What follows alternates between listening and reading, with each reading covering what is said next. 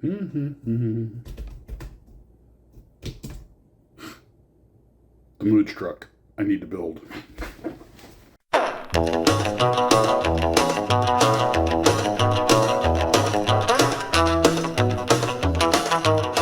Well, hello, Glue Troopers. Max and Max's Models here, and we got a box today.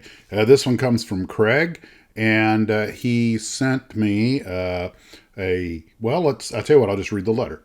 Max, hope this finds you well. I've included the F8C as mentioned in my emails, and for those who don't recall, F8C is the Helldiver in the Marine Corps or Falcon in the Navy. Those are the airplanes that attack King Kong, which nobody makes a regular styrene model of. But my intention, if my day job doesn't get in the way, is to start either the other F8C or Army Falcon around the same time. You start the Helldiver on your end. Not so much a challenge, but more as a sympathy build. Besides, if either of us run into a problem, we can match notes. And this is from Esoteric, and this is a vacuform kit, and we'll talk about it in just a second. He goes on to say, I've also sent one of the Merlin models from my stash, Key 32 Mary. These Merlin kits are epic challenges, so if you don't want to take it on, I will understand. Either way, just make sure it finds a good home. Again, more on that later. And because I passed along 2 challenging builds, I'm also sending over a pair of less stressful builds. A Revell PT-17, which is about the closest I can offer to the correct steerman for a King Kong match, and the Tamiya Protze with AT gun. This is a little 1-ton German 6-wheeler. I don't know how you say that, Protze. Have fun and keep up the videos, Craig. Well, Craig, first off, thank you very much, and I have a surprise for you. So, but first, let's go over these kits. The F8C is from Esoteric. It's a 1/72nd scale. The crisp nature of this vacuform makes me think this is a very high quality kit. I've heard good things about it. For a vac kit, it's got some pretty decent instructions and what looks to be a really, really nice decal set. So I don't know if these are in the markings of the squadron that went after Kong or not, or from the 2005 Peter Jackson movie. I'll have to compare and decide if I want to use the decals that came with it or make it up like the King Kong plane. I think we both know which way I'm leaning on that. Then we have this kit from Merlin, which is a limited run. This is the Key 32 Mary. And I know of this airplane, but I don't know much about it. So I decided to go ahead and do a little bit of research, and we'll get to that later on. But this is one of the late 1930s Japanese light bombers, only this one, unusually for the Japanese Army, had an inline, or a V-12, a liquid-cooled V-12, which normally like radial engines, and there's kind of a story behind that I'll talk about later. Then we have, of course, the PT-17 1/48 scale from Revell. I don't know if I've built this kit before or not, but I understand it's a really good, straightforward kit. I remember the last steerman I built was years ago. It might have been 1/48 scale. I was thinking it was 172, but I don't actually remember. It may have been this kit. I just remember it was a good kit. And then, of course, we have the Tamiya 6-wheeler with the 37 millimeters. The Germans called it the door knocker anti-tank gun. And I'm sure this is a fine kit because it's Tamiya. And I've always thought that was an interesting little vehicle.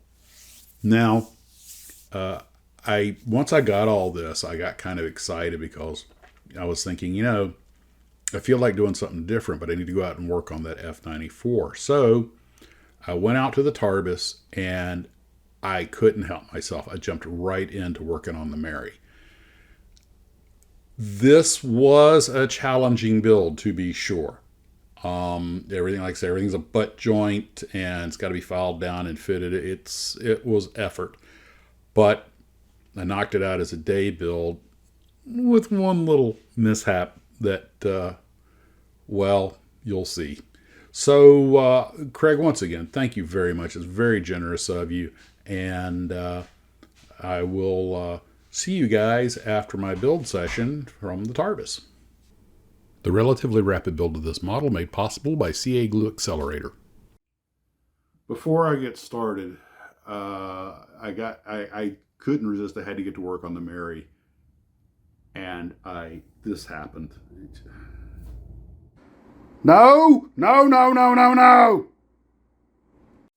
Everything was going just swimmingly, and I reached for something. When I brought my arm back, I brushed it off on the floor. I cannot believe I just did that. The good news is they were clean brakes, and I got it back together. Not as big of a problem. Actually, the thick, heavy, solid styrene that they use in this kit actually helped save it from like being really messed up. So, whew. Okay, now we can continue with this segment. Hey, Glue Troopers, Max's Models, and welcome back. And to be honest, I actually filmed this part before that other part, but it doesn't matter. So I got that Merlin Models Key 32, the Mary, done, and it's what he said in the letter is true. Those kits are a challenge. There's all butt joints and rough fits and everything. I mean, they're limited runs. It says a maximum of 5,000, and there's not a lot of detail, but when you're done with it, it's not a bad representation of the airplane. It's not a great kit, but it is what it is. And I got to tell you, I've never built a model of one before, and I started doing a little research, and I've I did that Babs recently. You may remember that, which I actually like so much. I've got it in my office, and uh, that there was a recon variant of that. I think it was a CM5 or C5M. The Japanese in the late 30s, mid to late 30s, had developed a lot of fixed gear, um, medium bomb or light bombers, dive bombers, recon planes. That was kind of the standard back then. I suppose they were a little behind a lot of people, but I mean the Germans were still using the Stuka, and the Japanese Navy was still using the Val. So spatted wheeled dive bombers were still pretty much in vogue. The Americans, of course, we had the SBD, so we'd gone to fully retractable gear. But it took the Japanese a couple of years to pick to follow up with that with planes like the Susie and the Judy. But one thing that was important to understand is like, these airplanes often saw combat in the Sino-Japanese War. They were fighting against the Chinese, and the airplanes are perfectly adequate for that. In fact, the Mary this airplane actually lost the competition to a Mitsubishi design called the An, but Mitsubishi was busy making everything. They couldn't make them fast enough, so they went ahead and bought the Kawasaki's, the Marys, even though they had the somewhat more troublesome liquid cooled V12 engines. And they actually wound up making more Marys than they did of the Ans. I think they made 700 and change of the Ans and 800 plus, 850 or so of the, or maybe 600, 750. And all I remember is they wound up making about 100, 150 more Marys than they did Ans. But then Mitsubishi started with a clean sheet design. Well, I guess it might have been a derivative of the An because it looks a lot like it, called the Sanya. I believe it was a Key 51. But the Key 51, the Sanya, even though it looks a lot like the An, they're easy to confuse, completely different airplane. For one thing, it's smaller, and it has a low wing. The An's actually a mid-wing design. And if you look at the Mary and the An, the Mary An, these are actually pretty big airplanes. They're like Stuka size. You look at the Sanya, it's smaller. It's more like the size of something like a Vultee BT-13. And they built over 2,000 Sanyas. That was a very popular airplane. It was rugged. It could handle the rugged airfields. It was light and nimble. It was a really good airplane for what it was. Of course, again, once people started showing up in P-40s and Mustangs, it was completely defenseless. But for a light bomber, if you had air superiority, it was a good airplane. It was rugged, easy to maintain, and there are even I think there's still a couple of Sanyas in some museums. But the Sanya fought throughout the war. The rest of these were relegated to second tier service or up in Manchukuo. But I kind of got a fascination with these late 30s designed aircraft with the fixed padded wheels or something so Art Deco about them. And I want to thank Chris again for these kits.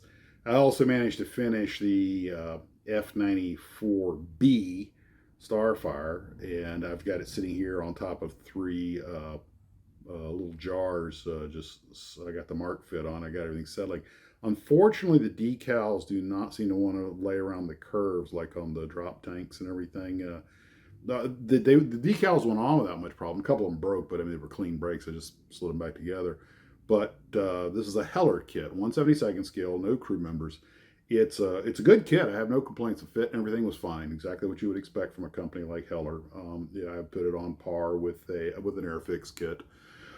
No pilot figures, as I said. A lot of detail on the gear for 1/72nd scale kit. Getting those little struts glued onto the gear, little angular struts and everything, be a wee bit tricky, but not a big deal.